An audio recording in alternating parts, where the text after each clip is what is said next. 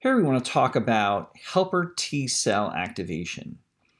And naive B and T cells are found not dispersed evenly throughout our bodies, but largely within secondary lymphatic structures. And here we're showing a lymph node.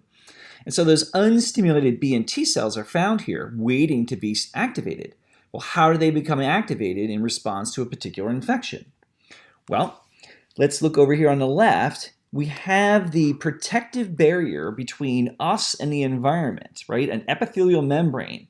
Epithelial membranes of the skin or the digestive tract or the urogenital tract or the respiratory tract. These are all locations where we contact the environment and all of the potential pathogens and microbes within it, right? And so this is where we have to have a first line of defense against potential infections.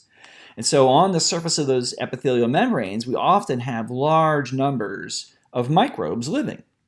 Now, we do a pretty good job of prohibiting them from entering our bodies. These epithelial membranes often secrete antimicrobial peptides that diminish the proliferation of these microbes. But if we damage that epithelium, right, we no longer have this barrier, and these microbes are now capable of entering our cell and creating an infection in the interstitium of this tissue. Now, what we find in the underlying tissues of these epithelial membranes are a special type of antigen-presenting cell known as a dendritic cell. So this is a phagocytic cell. There are also macrophages. They do a very similar job here, but the dendritic cells are just really good at this. And what the dendritic cells do is they have all these arm-like projections. That's where the term dendritic comes from. And they phagocytose these antigens, digest them, and then present them on their surface using the MHC2 proteins, right? So we've got this presented microbial antigen, a foreign antigen. And then what the dendritic cells do is they migrate into, you can see here, right? They migrate into the lymphatic system to where all those naive B and T cells are living, right? They're unactivated, they're just sort of hanging out there.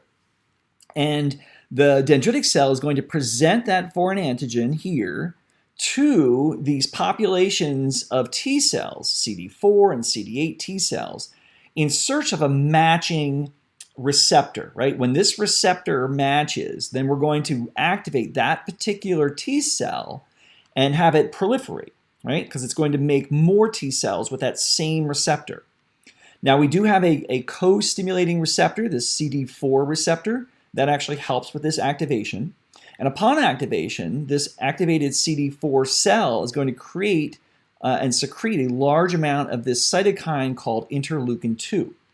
Now, interleukin-2 acts in an autocrine fashion to stimulate the clonal expansion and selection of this cell, right? That's that repeated cell division and differentiation to give us a huge number of effector CD4 T cells, as well as a population of memory T cells for a potential secondary infection. Now, those activated CD4 T cells help in, one of their key functions is help with B cell activation. We call that linked recognition, right? It's a co-stimulatory mechanism where a B cell responding to that same antigen is activated, or it has help in its activation through a helper T cell that also responded to that particular antigen. And of course, once the B cell population gets activated, we're going to end up with antibody production, right? Huge numbers of antibodies. Okay, so that's one key function of the helper T cells, is to help with the activation of the B cells. Another is that they migrate back out into the interstitium to those sites of infection, and they help activate other components of the innate immune system, right? Helping to activate macrophages or neutrophils that then migrate out of the bloodstream to help with the infection.